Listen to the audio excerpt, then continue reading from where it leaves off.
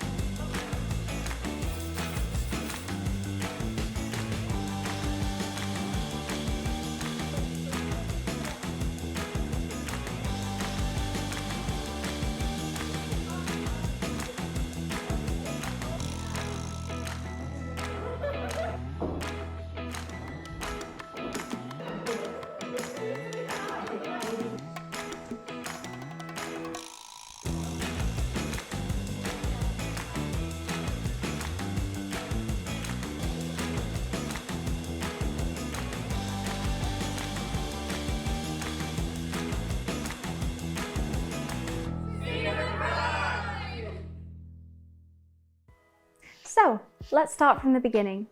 We started thinking of ideas for our House of Future Creators event back in February.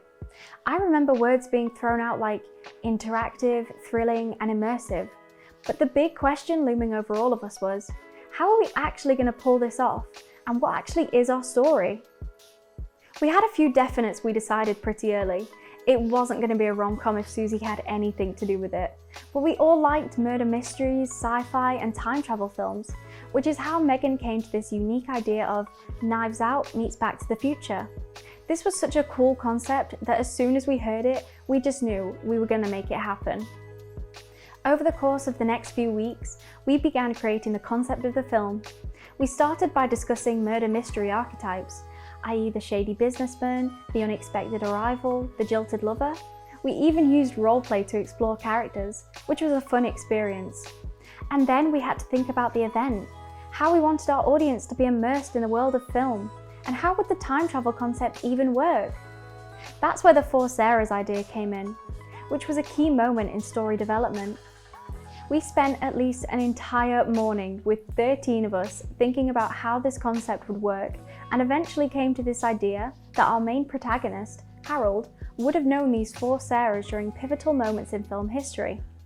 Then it was time to figure out what exactly we wanted to showcase from each era. We had silent films to talkies, featuring our amazing Flapper Girl dancers, Technicolor and widescreen, special effects stunts, classic car rear projection, and Star Trek style sci-fi effects. This was not an easy feat, and as the film's producer, I can remember throwing all these cool ideas out and then thinking, wait, how are we actually going to pull this off?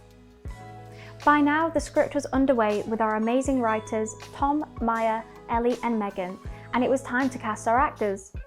Dylan and I took the lead on this, and honestly, it was a lot of fun. Watching audition reels and finding who was going to really bring our characters to life was a new challenge for us both. In early May, we began filming, and our first day was the interviews with Detective Bennett. We learnt a lot on this first day, mainly that setting up filming equipment takes so much longer than you think it would. And if you're in a small space, those filming lights get very, very hot. Using the kit was a really interesting experience. Throughout the traineeship, we got hands-on with filming equipment every week, so we were all familiar with it.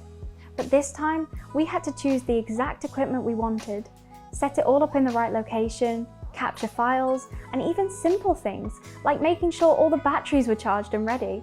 You wouldn't believe how quickly those batteries die on you. May was quite a busy month for us. Not only were we filming and then having Harry take the lead on editing the film, we also had to make sure the event was being planned and figure out how to translate the on-screen story into an interactive activity for our audience, bringing back those key words from way back in February: interactive and immersive. Our creative director for the event, Tinashe, and our design team, Susie and Brandon, took the lead on planning the clue rooms, creating puzzles and challenges that related to film history for the audience to solve. They spent days coming up with and pitching ideas to us. We eventually decided on how we wanted the event to look, and they then coordinated with Brad, who was responsible for sound, to create that immersive experience for our audience. We did face some challenges during this experience as well. We chose to film in Wentworth Woodhouse, but the house was open to the public every day in May. Working around this and finding suitable locations was tough. Also, within our team, a lot of us had limited to no previous filmmaking experience at all. We were working off of what we had learned in only the last couple of months. But really, the main challenge was that we had just 8 weeks to write, prep, film, and edit our film, whilst also designing, planning, and marketing the event, which actually completely sold out in less than a week. So I think we did a pretty good job there. We were fortunate enough to have the help of Sonder Productions, who were the trainees from last year. They were ready to give any advice or help they could whenever we asked. You could feel the genuine passion and excitement from each of them to help us create this film and event. And I think that's a testament to how incredible this traineeship really is, that they were always so excited to get involved wherever they could.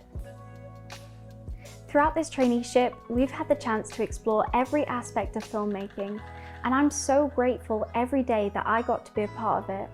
I want to say a huge thank you to Wentworth Woodhouse and Children's Capital of Culture for bringing such an incredible opportunity to Rotherham. They opened the door to the filmmaking industry for so many of us who've always wanted to get into it, but never thought we could.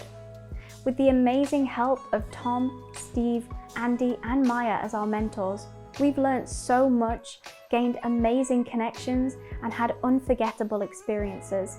And I genuinely can't wait to see what lies ahead for all of us.